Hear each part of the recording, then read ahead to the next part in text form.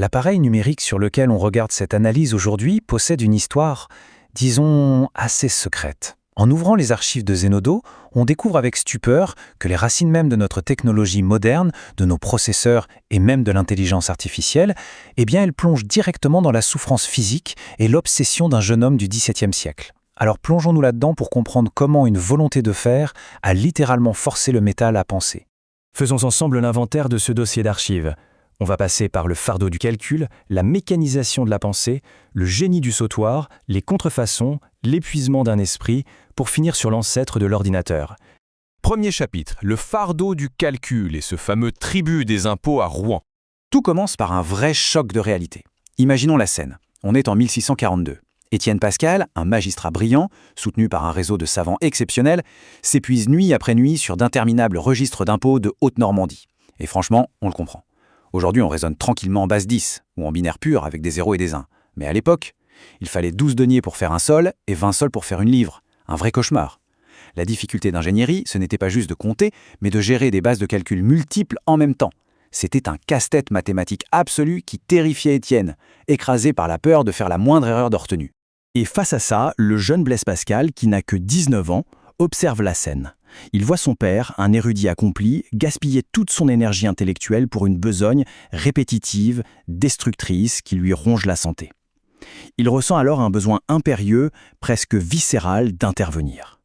L'impuissance de la géométrie pure face à la misère concrète d'un père fatigué va devenir le catalyseur d'une véritable révolution.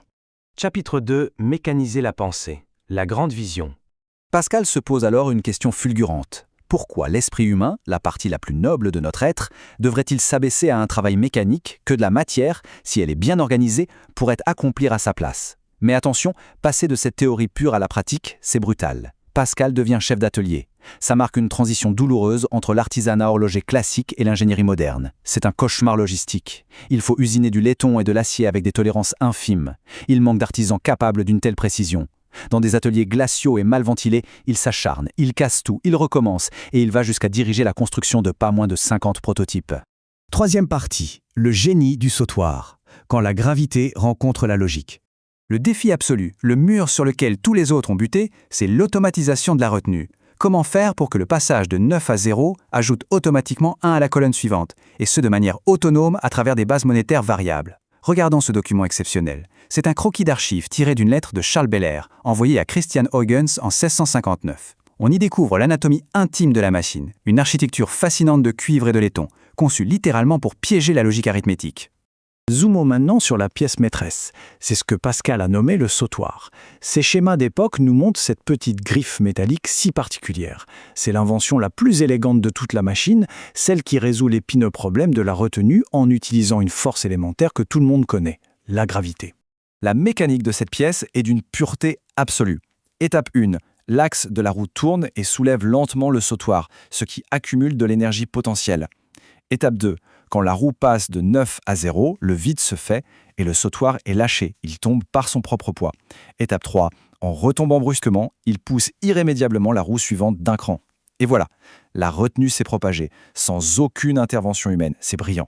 Cette petite barre de métal suspendue, mine de rien, elle construit un pont conceptuel sur 3 siècles. Elle est l'équivalent physique exact d'une porte logique. C'est l'ancêtre d'un transistor dans nos microprocesseurs actuels. Là où nos ordinateurs utilisent l'électricité, Pascal, lui, utilisait l'énergie gravitationnelle pour propager l'information numérique. Quatrième chapitre. Contrefaçon et privilège royal. Le combat juridique. Bien sûr, l'excellence attire inévitablement la convoitise. Dès que les premiers modèles font sensation dans les réseaux de savants, un horloger de Rouen nommé Lemoine tente de vendre une copie. Mais c'est une copie grossière, simplifiée et surtout défectueuse. Pour Pascal, c'est un affront insupportable. Une machine qui calcule mal, ça trahit la raison elle-même. Pour protéger la vérité scientifique, il riposte. En 1649, il obtient un privilège royal, signé par le jeune Louis XIV. Ce document est stupéfiant, car il préfigure exactement le brevet d'invention moderne, interdisant toute imitation de son système automatisé. Sa colère transparaît merveilleusement dans sa lettre dédicatoire au chancelier Séguier. Pascal y fustige avec une ironie mordante ses artisans sans scrupules. Il les traite de singes. Il est furieux que des contrefaçons médiocres puissent discréditer le principe même de la mécanisation mathématique pour lequel il s'épuise tant à perfectionner. Cinquième partie. L'épuisement d'un esprit. Le coût physique de l'innovation. Il faut bien comprendre que la création de cet automate a eu un coût humain effroyable. Pascal possède une volonté de faire, d'accord, mais son corps, lui, est d'une fragilité alarmante. Il se ruine dans l'air vicié des ateliers, ses migraines deviennent insoutenables. Les archives épistolaires de l'époque sont formelles sur ce point.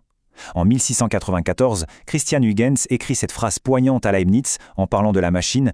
Elle lui avait grandement usé et gâté l'esprit. Ses contemporains avaient parfaitement conscience de la dévastation mentale que cette obsession mécanique avait provoquée chez lui. Le génie s'était consumé de l'intérieur. Et ça crée un contraste fascinant avec les autres savants de son temps. Pascal sacrifie littéralement sa santé nerveuse pour franchir ce fameux mur conceptuel et prouver que l'addition mécanique est possible. Des décennies plus tard, Leibniz, qui est libre de cette première usure mentale écrasante, va s'appuyer sur cette fondation douloureuse pour aller plus loin et réussir à mécaniser la multiplication. Le progrès, c'est vraiment une chaîne humaine. 6e et dernière partie, l'ancêtre de l'ordinateur. Quel est son héritage informatique ? Sur le plan purement commercial, la Pascaline a été un échec à l'époque. Elle était trop coûteuse et beaucoup trop fragile pour survivre au transport chaotique du XVIIe siècle.